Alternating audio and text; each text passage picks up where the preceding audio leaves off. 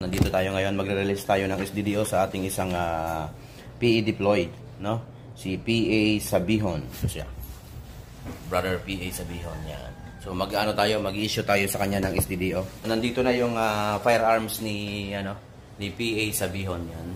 Nandito na, kino-compare lang namin sa SDDO yung serial number ng firearms para po walang problema. So nandyan, parehas naman yung serial number ng firearms dito sa SDDO. Norinco 9mm, and then syempre naka-high cap tayo, dalawang magazine ang i-release natin. So yan, pati yung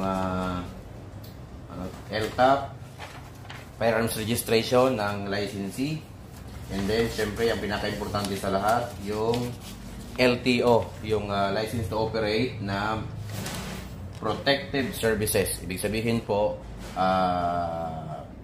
mayroon tayong authority to deploy protection agent.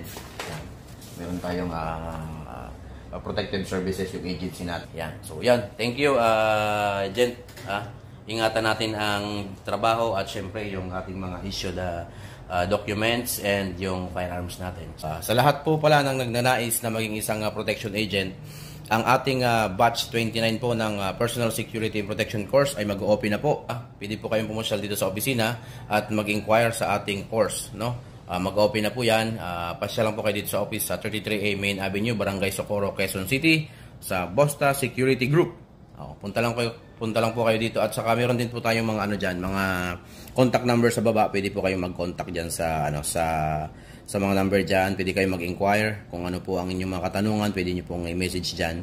Sasagutin po natin 'yan. Okay? Sa lahat po ng ng interesado, ito po yung qualification, at least high school graduate, and then ang ating requirements naman, yung diploma ng ating pinagtapusan, high school graduate ka, or grade 10 ka, or ALS graduate ka, and then yung ating National Police Clearance, PSA or NSO birth certificate, and 2x2 picture. So mabilis lang po yan. Pasya lang po kayo dito sa office sa karagdagang mga impormasyon at bibigay po natin sa inyo.